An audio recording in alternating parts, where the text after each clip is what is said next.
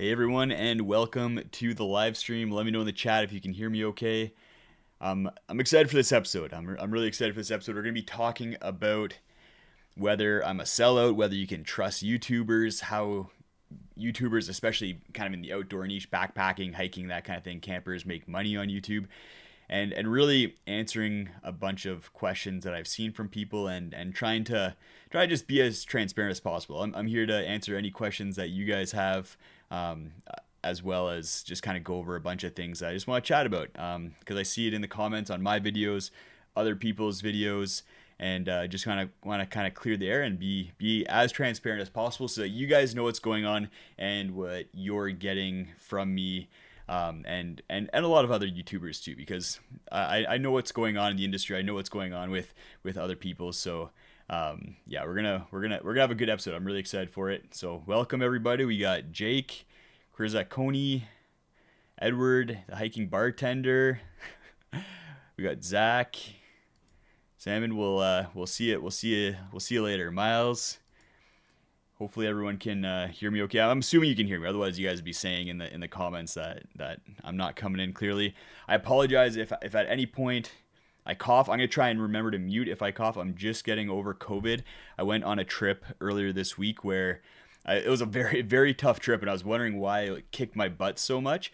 And I think it was because I was just starting to get COVID at the time. It was a tough trip, anyways. It was knee-deep snow without skis or snowshoes because the snow wasn't quite deep enough, traversing steep scree slopes, and then having to navigate without a trail. It was a tough trip, but having COVID made it that much harder. So, yeah, it's if I cough, I'll try to mute it so I don't blame bang your guys' ears up. Zach, it's probably like my third or fourth time. I feel like I've gotten every single variant that's come through. It's definitely hit me. Got Alicia, Crafton, Adam. Welcome everybody. For those of you who are just kind of coming in, we got a good amount of people here, 64. So that's awesome. 17 likes on the live stream so far. We're going to be talking about basically transparency. That's the name of the game today, and what we're going to be talking about. Going through how I make money on YouTube, my values and ethics, how I approach reviews and making videos, my relationships with brands, because I think there's a lot of misconceptions out there when it comes to what I'm going to speak mostly for myself and what my relationships with brands are like, but it will apply to a lot of other people out there. So you guys are gonna get a lot of information in this one. We'll also open up to the chat, and we'll have some back and forth with questions. As usual, if you guys do have a question, just it really helps me out if you write question in all caps and then like colon or dash and then write your question out just so I can pick it out of the comments. I'm gonna be paying attention to the comments as much as possible in this one, just because I love interacting with you guys on live streams. That's one of my favorite things. But we're gonna kind of keep it on topic. Like if you guys have kind of off topic questions, save it. I'm gonna be doing another live stream next week. It's gonna be kind of my last kind of send off before Steph and I leave on our honeymoon. We're heading out on November 19th. I have a bunch of videos backlogged before then. But I just want to hop on, say goodbye, answer any questions that you guys might have, and kind of just close out the new year with a general Q&A. So Zach, great question. What sparked this topic, and why I want to talk about it? And I think it's October is just one of those months. April is another one where on YouTube, a lot of people seem to just really be coming at creators with negative vibes, accusing them of being sellouts, shills. Like I've gotten lots of comments in the last month about that. Just on basically any gear review video that I make, like even if or any kind of gear review. If I say, hey, I really like this piece of gear, I get accused of being a shill for that company. And I know that's not what everyone thinks, but it kind of sparked me wanting to just kind of be transparent with you guys. So even if you don't think that, at least you have more information about what my thought process is when it comes to gear reviews, talking about gear, dealing with sponsorships, getting gear from companies, interacting with those companies, just that whole gamut. So that's what sparked this, and that's why we're going to be talking about those main things: how I make money, my values and ethics, whether I'm biased. That's a thing I want to kind of talk about, because spoiler, I do think I'm biased, but I don't necessarily think it's a bad thing. And also talk about whether you should be trusting me and other YouTubers with the information that we give to you guys. Thanks, Joshua. I appreciate it. And Jake says it's trolls, don't feed them. And I get a lot of people are trolls, and the comments that are legitimately just kind of like mean, I just block those people because I just don't want to see them in the comments. I don't want to be dealing with seeing the negativity over and over again, because it just ruins the comments for me, and I really enjoy going to them and interacting with you guys. Even if you guys have something not necessarily positive to say, I know a lot of the criticism that I get from you guys, or kind of questions that you have about how I approach something, a lot of it comes from a good place, and I know that, and I recognize that in the comments, and I try to respond to those as best I can, and I appreciate that. But it's the really negative ones that I really that I just block. I'm just like, oh, sorry, not paying attention to you anymore. But yeah, I really just want to be transparent with you guys and talk about all these things that we just mentioned. So let's jump into. I think I kind of talked about why, but just to kind of reiterate, it's just those accusations, as well as I think some misconceptions on how YouTubers, especially ones who talk about gear a lot, interact with brands and how advertising works in the space. So I'm gonna go over that because I don't think it's as kind of nefarious or lucrative as you guys think. And I do think there's some maybe misunderstanding or misinformation that's out there that kind of gets perpetuated over and over. So yeah, if you guys have any questions, remember, like I said, drop question, like say write question in all exclamation mark in all caps, and then ask your question just so I can pick it out. If you don't put the word question, like QUESTION in all caps, it's gonna be hard for me to see the question that comes after. I think Joseph, I just want to be clear on that because I think you misinterpreted that as writing your question in all caps. But and Adam, I do walk around in downtown Calgary. That's where I live right now. But Steph and I are moving mid-November, which I'm really excited about. But we'll talk about that in that next live stream. Zach, good question. So is YouTube still your job? YouTube is my job. So that's probably a good thing to kind of just get out of the way right away. Is I created videos on YouTube for about 3 years, where it was kind of just a side thing that I did when I went on trips, and I had fun kind of sharing my thoughts around gear with you guys. But I had a full-time job that I was at. And then about a year and a half ago, I guess 2 years now. 2 years, I went full time into YouTube, and now it's my full time job. So this is how I'm gonna support my hopefully soon to be family. Steph and I are thinking about that, and maybe working on that in 2024, as well as just like putting food on the table, keeping a roof over my head. This is how we do that, and we'll talk about. And that means money has to be coming in. Otherwise, this wouldn't be my full time job, and I wouldn't be able to do what I do to the level that I do it. And that's something that we'll kind of talk about over the course of this podcast as well, because I think that's an important thing to keep in mind, is that it's not necessarily I don't think it's a bad thing that there's people out there who are making money off of this platform, because for the majority of the people that are out there, they're doing it, they're approaching it in a good way. So let's jump into kind of how I make money on YouTube, because I think that's and I think most of you are probably familiar with this. There's kind of three main buckets how YouTubers make money. The first one is through YouTube ads. So whenever you see a advertisement at the beginning of a video before you watch it, YouTube gets paid by that advertiser, and then they share 50% of those profits with the YouTuber. So if like, I don't know, Subaru advertises in front of my video and they pay $5, I get $2.50 of that from YouTube. So that's about. I'm gonna pull up here. I have the numbers from 2022 here, the breakdown. I have to keep track of all this stuff because I'm a business now, right? So YouTube was about 30% of my revenue in 2022. The YouTube ad revenue that you see at the beginning of videos. So that's the first one. The second one is affiliate revenue. So this is when I say like check out the links in the video description. If you go click one of those links and it takes you to like REI, anything you buy after that for the next 30 days, unless you click someone else's link afterwards, I get a small commission off that purchase. So you don't have to necessarily buy that item. So I don't really care. Like if I say check out the link in the video description, you click like the Nemo Tensor link, and then you buy an Etherlight XT. Like that's cool. I'm glad you found the pad that you wanted to buy. Hopefully I helped out with that decision. But I don't really care what you buy through the affiliate links. It just kind of helps out if you buy something after clicking an affiliate link, because that's over 50% of the revenue for my business and for the channel comes from affiliate clicks. And I actually like that because I think it's one of the least intrusive and least kind of like bias introducing factors.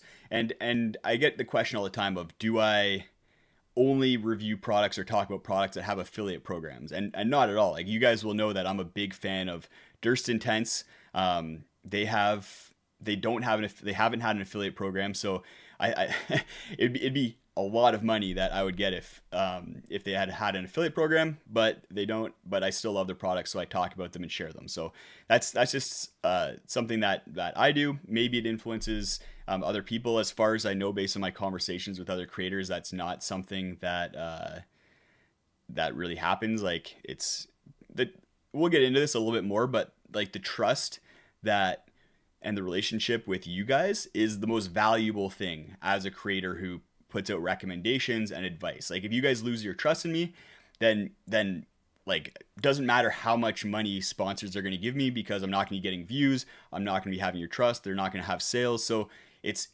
kind of just a waste of time to break your trust and do things that are going to break your trust. And I see that all the time, where people kind of comment on the fact that creators are kind of beholden to these sponsors and affiliates and these external things. But people who build up big YouTube channels, they're not idiots, and idiots aren't going to throw away or compromise their most valuable thing, which is their relationship with the viewer. And if they are an idiot and they do that, then they're probably not going to stick around for very long. So that's just something to think about. And let's I'm going to jump into a couple questions here, because I think, let's go through the third one first, then we'll jump into questions. So sponsors, that's kind of the third main bucket. That was 16% of the revenue for my channel last year. I know it's bigger for other channels, smaller for other channels. I try to keep it around that 20% or less, just because I find sponsorships can kind of get boring and repetitive. So I try not to do them too often. And I try to make them very intentional. That's my personal approach. I have no problems with sponsorships. I look at it just like a TV commercial for the most part in other people's ads. I try to make it at like kind of another level, where I always vet my sponsors and make sure that it's something I believe in, that I've tested, that I definitely recommend. Like there's sponsors that I've had for years, and it's because I continuously use them and recommend them. So I try to look at more as like, here's just something that I recommend that is mutually beneficial for you, for me, and for the sponsor. And it really helps the channel kind of take things to that next level. Like, it allows me to invest in better camera equipment, go on trips, that kind of thing. And that's where this all kind of comes back to, as far as like where the money kind of goes. It goes into like living, but then also I look at it as being full-time is a benefit to you guys. And we'll get into that in a second. So let's answer some questions. And some of them we'll get into a little bit later, but AZ asked, how was it taking a trip with Outdoor Vitals rep owner? I recall you asking the question, but they talked their way around it. Seems kind of hard to get a legit answer in person. They're actually super open and honest for the most part. Like, I think sometimes my questions catch people a little bit off guard, but I had a lot of great conversations with them and got a lot of insight into Outdoor Vitals and how they operate as a business. And I think it was really good, because before that trip, they were on my radar, but I wasn't really excited about any of their gear. But after that trip and talking with Tayson, especially Brigham, who designs their gear, I have a much better appreciation for their processes and the thought and intention that goes into their gear. And some of their gear, big flops, don't like them at all. Some of their gear is great, and some of it's like a really, really good value. Like their sleeping pad is awesome, and the CS40 I think could be a little bit less expensive, but is a great, well-designed pack. Let's jump to another question. How do you deal with brand pressure to push a subpar item? I don't know what you mean. Like, no brands pressure me at all. Like if brands want to pressure me, like they can kick rocks and just talk to the hand, because like really I just have no time for that. And I don't take sponsorships from brands who try to pressure me. My sponsorship deals have very little kind of terms and conditions around them. Like some brands want to review it beforehand, but for the most part, if they're like I don't like it, then I'll be like, okay, I'm not really gonna like just talk to your talking points. I'm gonna say things that I actually believe. And then brands that give me free gear have zero say. One of the conditions of brands sending me gear, and we'll get into this a little bit later, is that I don't promise to review anything. I don't promise to talk about anything, and there's no exchange of kind of exposure for that piece of gear. I have tons of gear that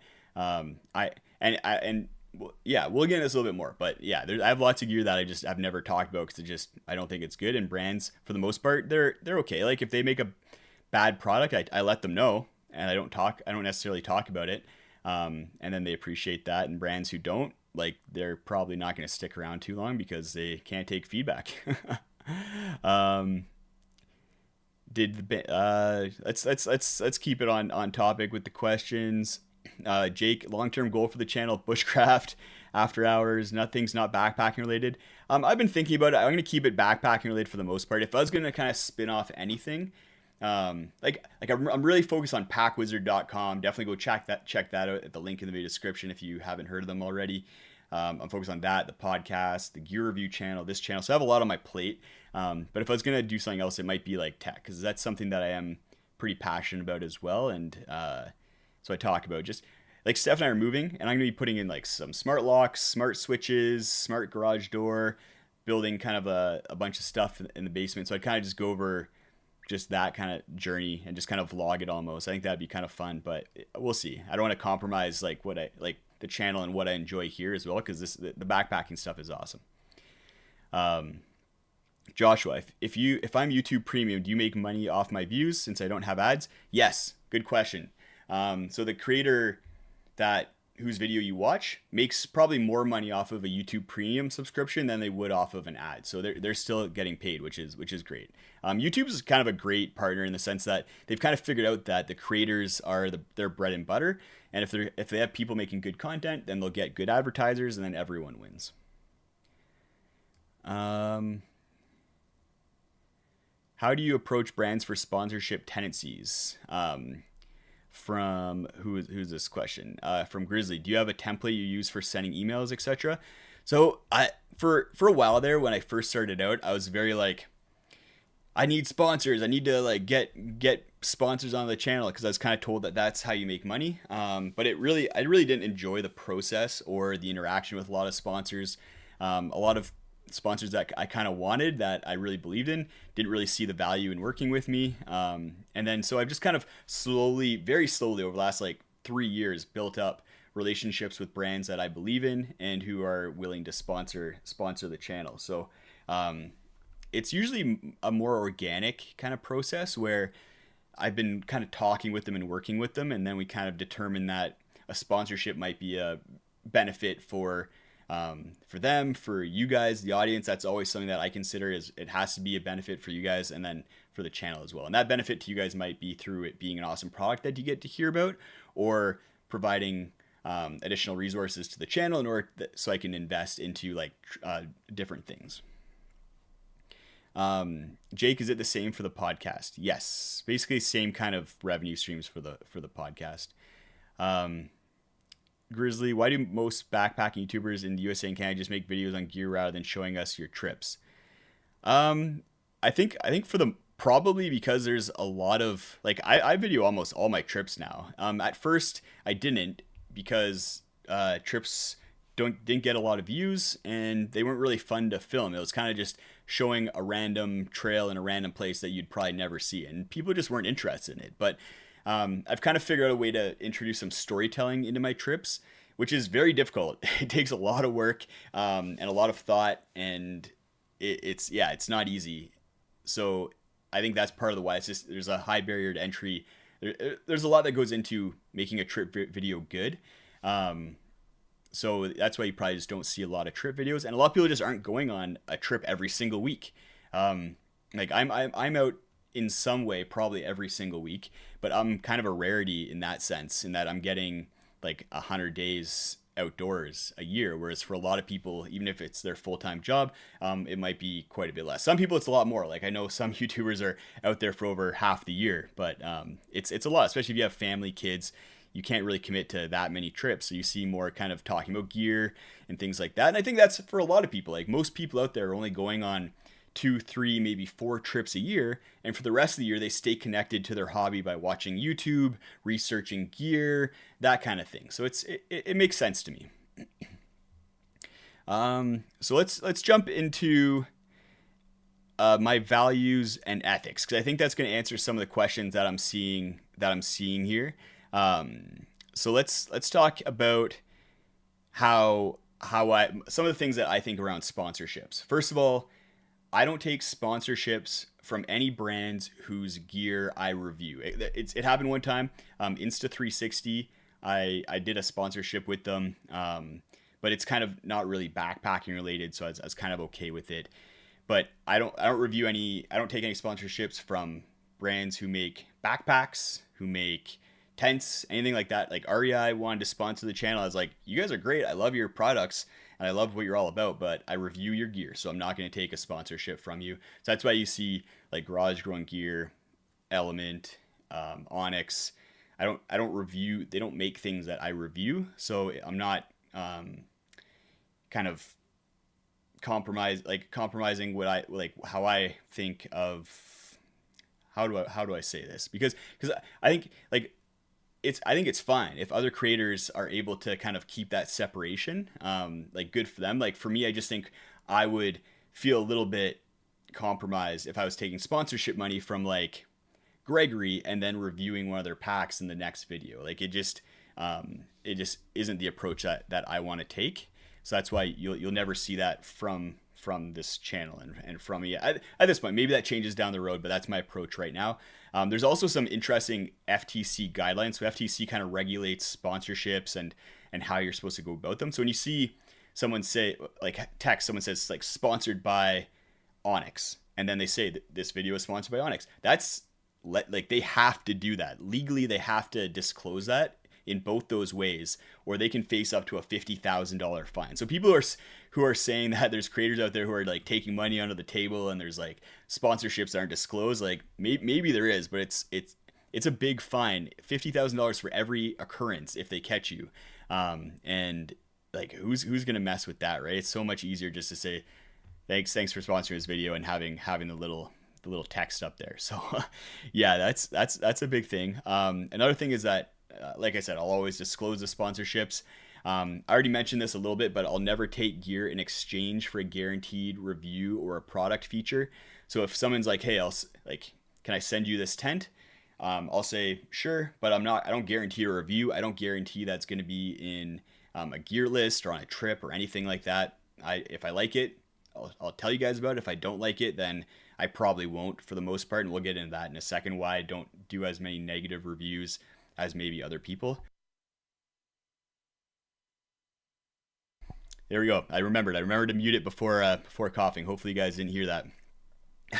And like I said, my other kind of ethics and values thing is that my focus is always on you guys, my audience. You guys are my number one priority, more than anything else, because I know without you guys, I wouldn't be able to have this job, which I love. And it just wouldn't be worth it to compromise that relationship with you guys. So let's jump into some questions. Lopsy question: do you pay for all the gear that you review? No, I pay for pretty much none of the gear that I review, which I think is a good kind of flip side of the coin, because people, I see it all the time, whereas you can't trust a review if someone didn't pay for it themselves. And there's so much psychology about this. I did a minor in psychology in university, and we talked about bias a lot. And there's so much bias wrapped up in paying for something yourself, especially if it's an expensive item. People will overlook flaws and failures and negatives with a product if they paid a lot of money for it. And this is science. This is scientifically proven. Whereas if you get something for free, that bias is not as intense as if you paid for it yourself, because no one wants to feel like an idiot for paying a ton of money for something. So there's a lot of bias wrapped up in that. Whereas I don't really see I see there being less bias getting it for free, and then also less bias because all the gears are free. I'm not attached to anything. I'll get 10 packs in the course of the year, and I'm not like, oh, I have to make a good review for all these packs because the company sent it to me for free. No, and like I said, you guys are my priority. So I'm not gonna sell you on a pack that I don't believe in. I'm gonna tell you if a pack is good, and then if it works for you, then great, go out and buy it, use an affiliate link, and I'll get a small commission, helps the channel go by. If I don't like it, then I won't make a review about it, or I won't tell you about it, because I will. So let's go over that, because I don't make a ton of negative reviews because it's just not fun to make negative reviews. I could go out and find a bunch of really crappy products super easily, make a bunch of negative reviews, and then people will be like, oh, he makes so many negative reviews, he must be trustworthy. But it wouldn't be fun for me, and I don't think it's a good value for you just talking about all these crappy products. When I do make a negative review is when it's a product from a brand that I think should know better, or that is a product I think is going to be popular. For instance, like I haven't said a lot of great things about the Big Agnes Zoom UL, and you guys are going to see this in some reviews and videos that are coming up, but I talk about how it's kind of a failure when it comes to warmth, and that's because it's a popular pad from a popular brand, whereas I'm not going to review a $20 Amazon sleeping pad that I know is going to be crappy, and it's just not worth it. I could do it, and maybe some people out there would give me more credibility, but that's not really my focus. I'd rather tell you about good gear and explain to you guys how some gear might work best for you in for the trips that you're going on, so you can have fun and be comfortable when you're out there. So let's get into some more questions here. The hiking bartender. How do you form relationships with brands to bring them on the podcast channel? Do you reach out to them, or are they reaching out to you for advertising, etc.? I reach out to them. I don't think, like, Garage Your Own Gear we do like a partnered episode, and they're a sponsor. But other than that, I haven't had anyone else on the podcast who's ever given me money before. Like, someone accused me of saying something about Z-Packs because I had them on the podcast, but they're nice guys. The Z-Packs guys are nice guys, but I'm not gonna say something nice about their product just because they're nice guys and they're on my podcast. Like, if they made a bad product, I would tell them, and which I did with the Duplex Zip. I said, hey, this isn't my favorite product. I'm probably not going to talk about it. Some people might like it, but I don't. And they're like, oh, that sucks, but cool. Like, companies who get mad at content creators or reviewers for saying something they don't like something are very few and far between, and aren't worth spending time working with or talking to anyways. But like, I have a good relationship with a lot of brands out there because I provide feedback to them and they provide me good information. Like, if I receive a product, and the Nemo Tensor Extreme is a good example of this. I tested it. I had some questions about it. I was uncertain about it. I sent an email to Nemo explaining kind of my testing, my thoughts, and then they got back to me. We jumped on a call. They told me that they're instituting additional testing protocols. I sent my pad back to them. They're cutting it open, testing it for R value again, sent me a new pad. Without that relationship, that back and forth wouldn't happen. It would just be this one pad that I had didn't work, and that you'd have one data point. Whereas now they're testing it additionally. I have a new pad that I've been testing, which has been performing better. Spoiler. And it's just an all around better experience for you. You guys are getting a way better amount of knowledge because of that relationship than if I didn't have that relationship with them and I just bought the gear myself and never talked to the brand. That's what I think anyways. AZ, is there a benefit to having 3 separate YouTube channels for the podcast, gear reviews? Kind of. Like, different people, like people who watch the main channel, they kind of will probably watch most of the videos on the main channel. There's a core group, whereas people who watch gear reviews, they only really watch the gear reviews when it's something that they're interested in, kind of in that time frame, or they search for it. Most of the views for that channel come from search. So that's why I kind of broke out the gear reviews, is because I just didn't want to swamp you guys with gear reviews that you weren't interested in. If you're interested in it, you'd probably be searching for it anyways. And the podcast just works better on a separate channel as well.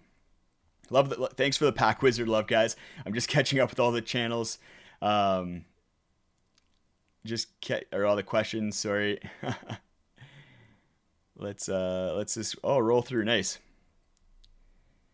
Do you think you should include the face of some of the creators in the thumbnail of some of your podcast episodes? I think they would bring more views for you. From Grizzly. Yeah, yeah, maybe. I haven't put a lot of effort into the thumbnails for the podcast just because I look at it as more as of an audio only thing. But yeah, maybe. Yeah, I should put more effort into my podcast thumbnails. The podcast is on pause for November, December, but then it's going to be kicking back on the new year, probably with more solo episodes because it's a lot of work to get guests. So I'll probably have like one or maybe two guests a month, and the rest will be me just kind of like rambling about topics that I'm passionate about with you guys. Maybe in live stream form. AZ, do you need to show the company the video of the product before you post it? The only time I ever show something to a company beforehand is if it's like a sponsorship spot, like that 30 to 60 seconds mid-roll sponsorship, where I say like, hey, check out Element. Like I use them a lot. They're awesome. I send them those and they're just like, yeah, cool. That's fine. But like if I get a free tent from like Osprey and then write a review about that tent, or if I get a free pack from Osprey and then write a review about that pack, Osprey never sees that. Nemo's never seen a review of their products. And I would, if they said we'll only send you a product if you show us the review first, I'd be like, no, like with me, there's no conditions. Like you send me the product, I don't even promise to talk about it or even look at it. Like it's, if that, on the flip side, I don't really accept just any product. Like I get reached out to all the time from companies, like even companies that I like and work with. They're like, hey, can we send you, like MSR's like, can we send you this tent? I'm like, no, like I don't think it's a fit for me and my channel. So most of the time I'm only getting gear that I reach out to companies and I request. So I'll be like, hey, Nemo, like I saw you guys are coming with the Tensor Extreme. I'd love to test that out. The all season's probably not up in my alley right now. Maybe I'll take a look at it next spring. Or like Z-Packs, like the duplex zip, interesting. And then can you send me one? So I reach out to companies and I'm very particular about what I ask for and then what I want to talk about. So I don't want to overload myself with gear and then waste companies' time by sending me gear that I'm just not going to look at if I'm not interested, and I know I'm not going to not be interested in it.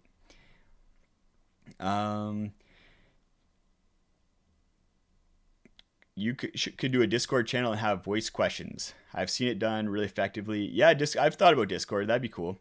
What do you do with the gear that you like and don't like?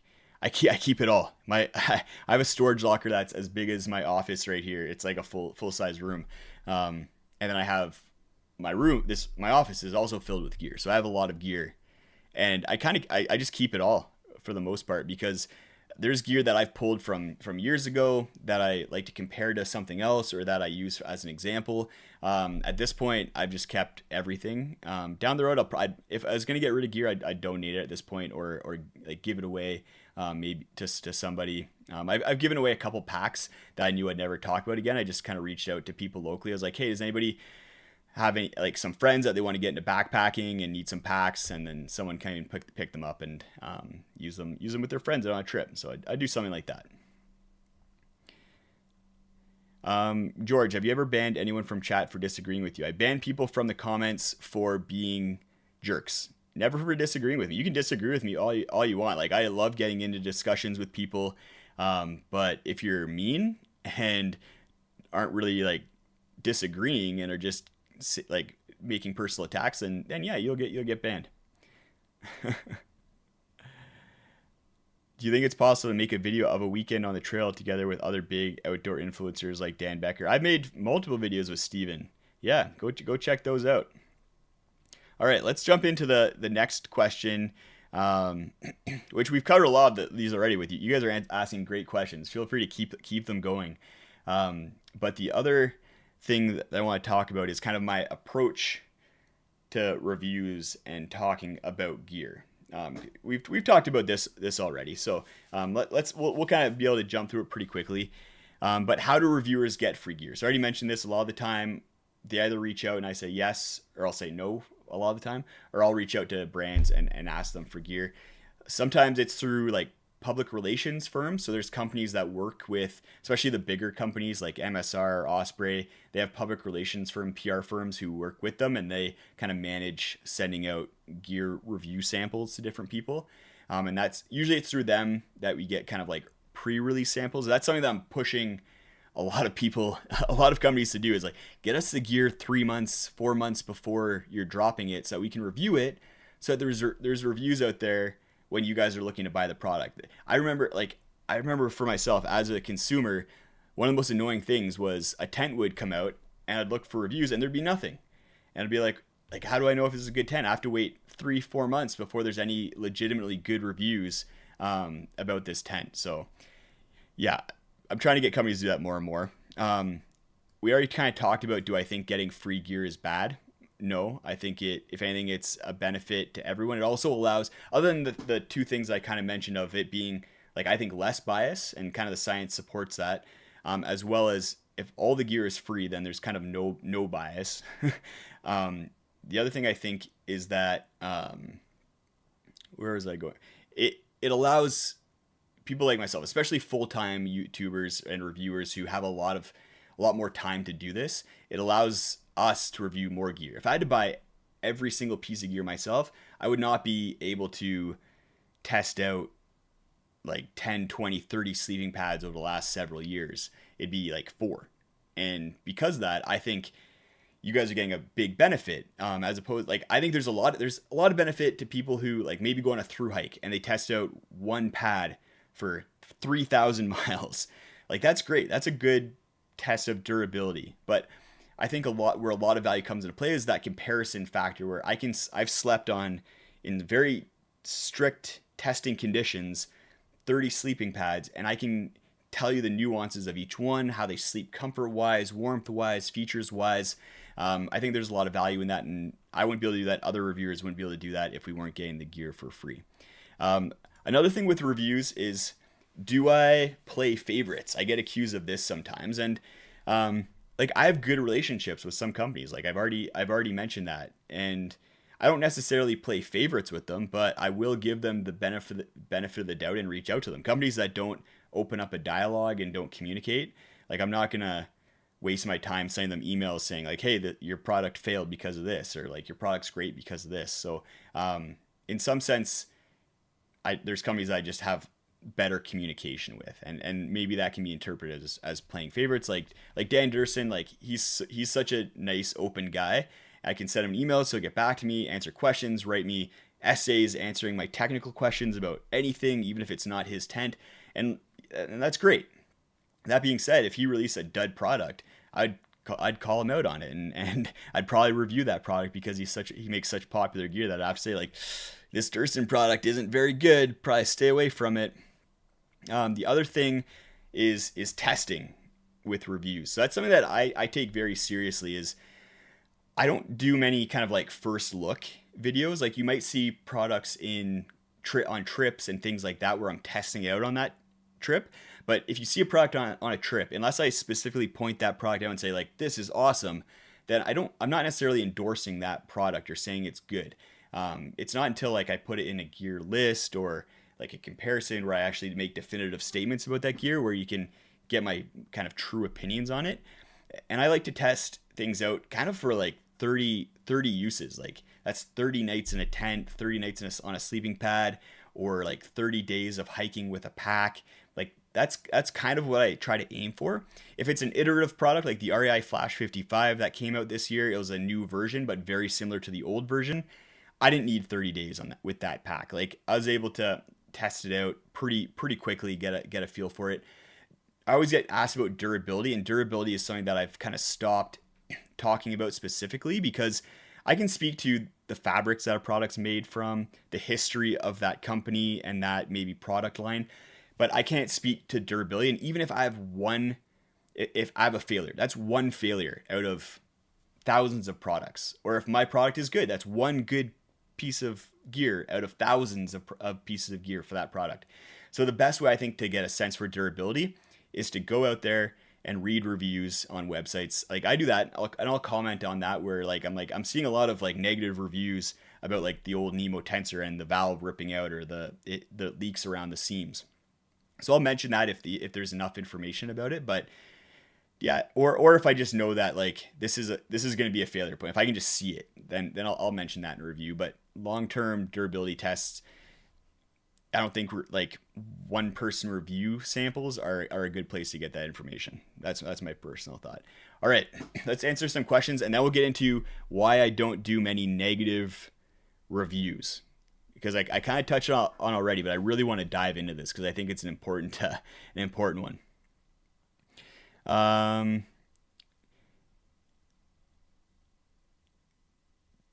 Grizzly, why?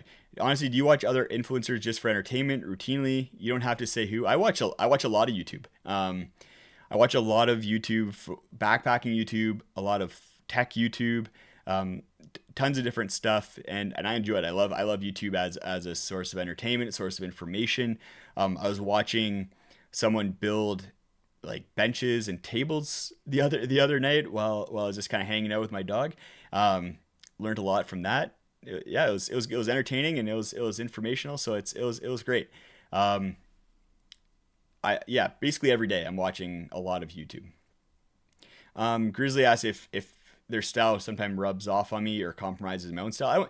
I get inspiration from people. I think all people who are doing something creative get inspiration from places. I try to also bring my own kind of flair and spice into things and my own perspectives. But yeah, I get inspiration.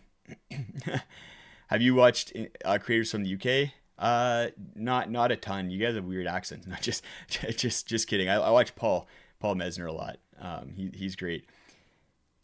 Is there any new gear you have already tested and it's not yet being released and you are excited about? If so, what are they? Tents, bags, or any game changers? Everything's been released for the most part. Yeah, there's some gear that's gonna be coming out that I'll probably get in January, February. That'll be coming out in the spring. That I'm excited to test out, but I'm kind of wrapping up all the testing on like the Flextail Zero Pump, the Tensor Extreme, the X-Mid Pro 2 Plus. I got a lot of days in, and that was a great test. I'm going to be testing out the Z-Packs Offset Trio as kind of like a giant 3-person tent. I'm excited to test that out. Joshua, when are we getting Pack Wizard stickers or patches? Soon. I actually have a sticker. Where is it? It used to be on my table, but I do have Pack Wizard stickers. More will be coming out. George, gotta put. So this is something like that's interesting. An interesting perspective from George. Gotta put food on the table. I guess there's a difference between creators who see this as their job and those doing it for a passion. Like maybe you don't mean to insinuate that you can trust creators who are doing it for their passion, for the passion more. But I think it also kind of implies that creators who are doing it as their job are not passionate about it. Like I wouldn't be doing this if I wasn't passionate about it. It's not a stable job. Sure, it's a lot of fun and I enjoy doing it, but I work 60, sometimes 80 hours a week, and you can't do that sustainably if you're not passionate about what you're doing. And I'm very passionate about gear, about backpacking, about the outdoors, about teaching, sharing, and I wouldn't be doing that this often if I wasn't passionate about it. That being said, I started this without making any money, and I was passionate about it just because it was something, a way to interact with other backpackers and people doing something that I loved, and being able to share it and documenting it, and I'm very thankful that it's now been able to become my full-time job. So thank you you guys, because you guys are the reason why I've been able to kind of basically do my passion as my full-time job, and it's awesome. What is your financial relationship with Pack Wizard? Are you the owner, majority stakeholder, angel investor? Are they a separate company from your YouTube visits from Baby Gates? So Pack Wizard is a separate company. I'm a partner, 50-50 partner with Thomas, who is doing kind of like the back end development of Pack Wizard. We work really well together. I'm very excited for where Pack Wizard can go and what we have planned for the future. So definitely stick around. I think in the next 3 to 5 years, it's just going to get bigger and bigger and blow minds. AZ, are there seasons where that sponsors want to work with you more? Yeah, usually right now. So that's why you'll probably see more sponsorship spots over the next like right now and the next month. Also, there's gonna be more videos coming out, more videos about gear, because people buy a lot of gear in November, December, in for Black Friday in advance of Christmas. So I have a bunch of like gear awards for 2023 for ultralight budget gear. I know a lot of you always complain that I don't talk about budget gear enough. I have a budget gear awards video, and then just a general backpacking gear awards video. Then different comparisons, most comfortable sleeping pad update. So a lot of gear videos coming out. So it doesn't hopefully hopefully this video kind of anticipates some of that, and maybe there's less accusations of being a sellout and shill. I don't know. We'll see. There probably still will be, but yeah, a lot of gear reviews, a lot of gear videos coming out, but also lots of trips as well. Some really awesome trips that I'm excited about that I've gotten out on over the last couple of months. Have you ever found a piece of gear that was perfect? No. There's always compromises, whether it's price, weight, features, durability. There's always compromises. Mobius, I just don't really like tarps other than the Hexmid pocket tarp from Z-Packs for short, like really kind of fast and light trips. I don't like them that much. Jake, great question. What are core attributes you value when partnering with gear companies? Sustainability, diversity, inclusion. Yeah, number one, they can't be idiots or like offensive in major, like what, like, or I guess just not. They can't have values that don't align with my own in a big way. Like there's companies out there who if you really pay attention, you'll notice that I have never talked about them once. And it's not even that I will put a negative review out about them. I just don't even give them any time at all, because I just don't agree with either the personal values of the owners or their approach to things or things that they've done. So their values have to line up. They also have to, like, if sustainability, like I value sustainability, diversity, treating the customer well. So if a company has good customer service, they have some sort of thought towards sustainability, or at least providing something for the environment, or kind of giving back to the environment in some way, and helping people enjoy, or maybe they donate to organizations that help people get outdoors, something like that. Like, yeah, I really appreciate when companies do that.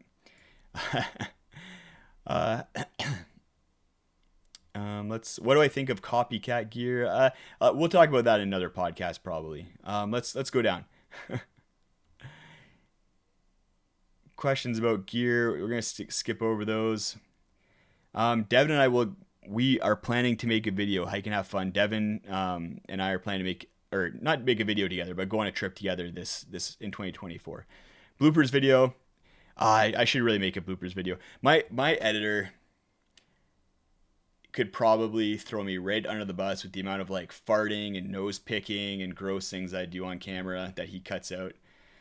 Thank you, Mike. I appreciate it. You're a great editor. Yeah, Mobius, we're gonna do a live Q&A just on gear. Probably next time. George, if a creator is doing this for George, I'm gonna talk about you, because I think you're one of those people who probably comment on my videos about being a sellout. If a creator is doing this for a paycheck, they'll always tend to focus on gear that gets clicks over what's best. A great example is cottage companies over giant ad budget companies. Like, no, not really. Like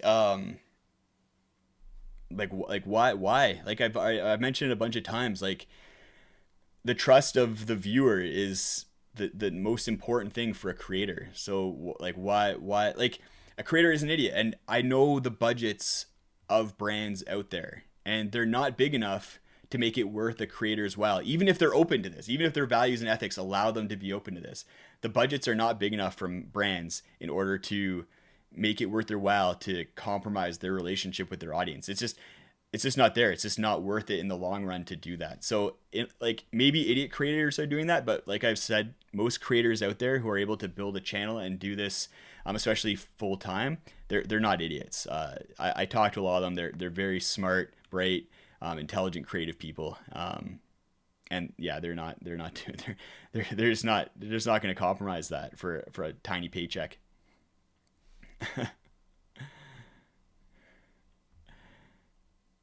All right, let's jump. What I said is gonna do. I was gonna say about why I don't do negative reviews, and do negative reviews give credibility? What are we at for time? I don't even know. A lot of people just dropped off here, so we'll keep running. I have a few more things I want to chat about with you guys. Um, so I think negative reviews are fine. Like I've said, I think it's very easy to go out and like pick a random item off Amazon that you know is going to be crappy and make a negative review about that. And maybe that gives people more credibility. Maybe people perceive them as being more credible. Um, I think where you see that sometimes is people will have like strong like patrons or something like that, and that's where their bias comes in. Like they build a large audience based on perceived credibility, and then just kind of are able to have a large, like maybe a larger audience because of that. I don't know, like, but I don't think it. I don't think having more negative reviews gives you credibility, and I don't think it's necessarily the most valuable thing for the audience. For instance, um, yeah, like I said, I could review a bunch of crappy Amazon products that you probably wouldn't buy anyways because you guys are not idiots. Some people might, and that's unfortunate. But luckily, a lot of these products aren't super expensive, and maybe a little bit of research or reading a few reviews will give them the idea that they probably shouldn't be buying this crappy product that's just gonna fall apart anyways. So, like I said, I do think a negative review is warranted if it's a product from a big brand or a product I know is gonna be popular, like the Osprey Exos Pro. I've never tested a more terrible backpack in my life, and I gave that. I don't think maybe said one good thing about that pack. But I'm obviously like I'm gonna review that product because I know how popular it is and how much people are looking at that pack as an option. So if I know it's gonna be a valuable review for you guys, I'm gonna put out the negative review. If I don't think it's gonna be valuable to you guys, then I'm not gonna waste my time putting out a negative review and then waste your time by. You're probably not going to watch it anyways because you're like, I'm not interested in this product. I know it's going to be crappy already. So it's just not worth it. um, Lauren, if you could have one Durst X-Mid Pro tent, X-Mid Pro 2 Plus, that tent is awesome. Shemag or Buff, I don't know what you're talking about, Zezma. um, so let's talk about bias a bit here. Let's talk about bias. You guys drop in more questions. I've caught up on all the questions, so I'm ready for more. Get them in there. Let's talk about bias, how I'm biased, and let's talk about how that might influence things. And I'm gonna come out right away and say, yes, I'm biased. I'm biased in how I review gear, how I look at gear, and how I share that with you guys. But that's the value. When people like that's what I want to stress right now is the value for you guys is my bias, is my personal experience with that gear, my past with other gear, and the things that I value. And if you share kind of a similar approach to gear and value the same things, then it's gonna be fine. Like a lot of people out there may not kind of relate to some of my my priorities when it comes to like I like gear that doesn't weigh a lot because I like being comfortable when I'm hiking. So I like gear that is very lightweight. And that may not line up with someone else's value. But that bias is going to show through in my reviews. And for someone who may be looking for something very lightweight, then that bias is going to be very valuable to you.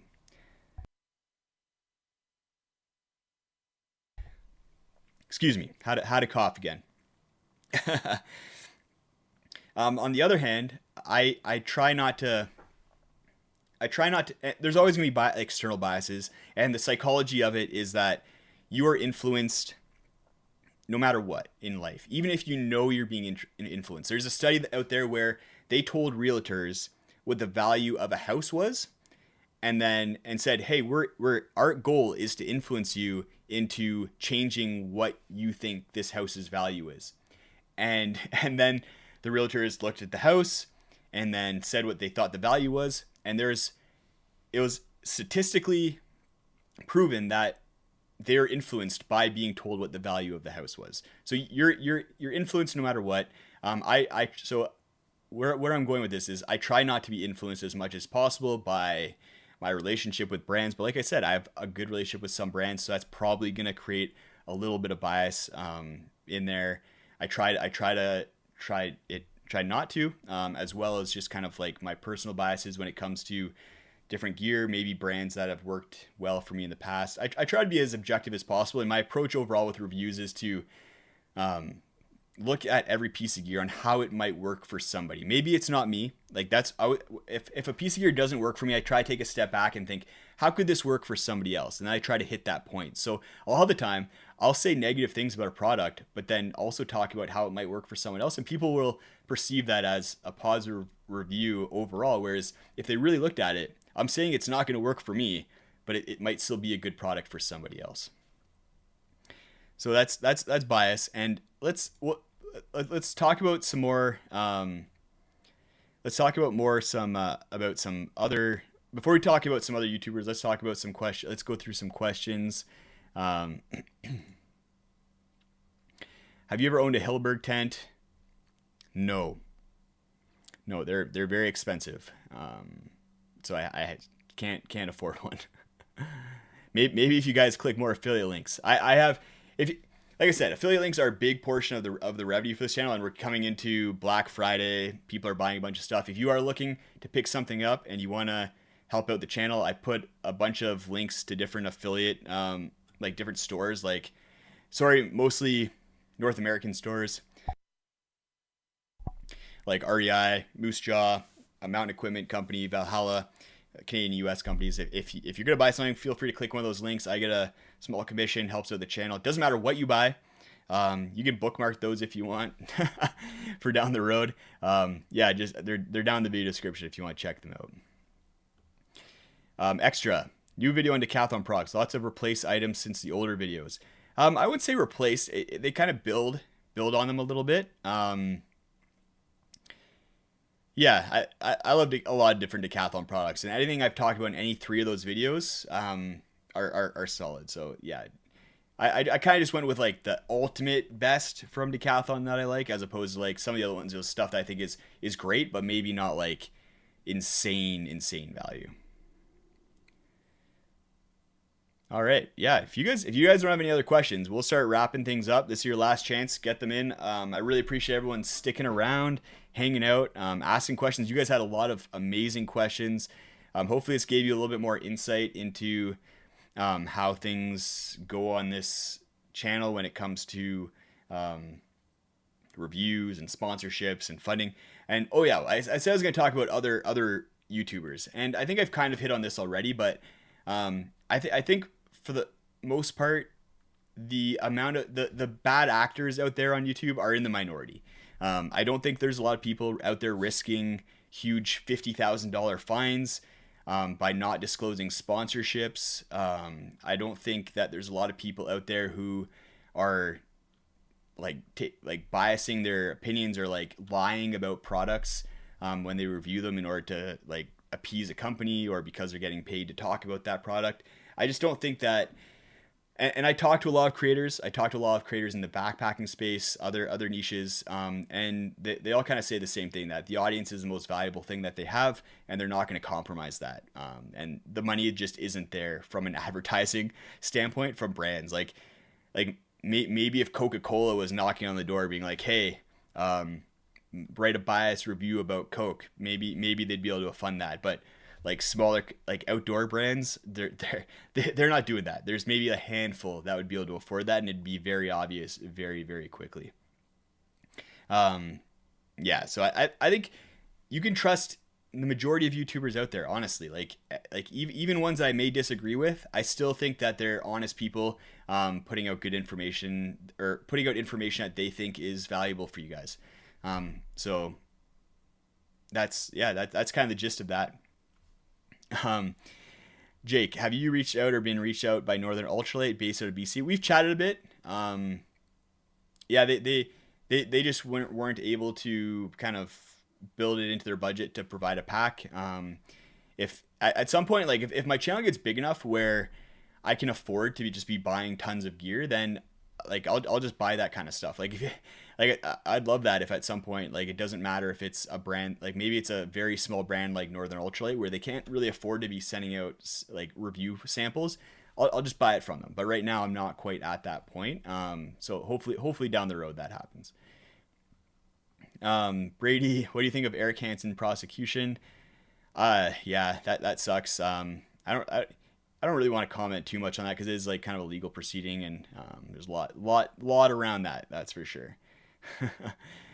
Grizzly, would you ever come to the UK for a few hikes with like Eric Hansen a few years back? I'd love to go on a hike with some UKers. With Paul, that'd be great. I've been a big fan of his for a really long time.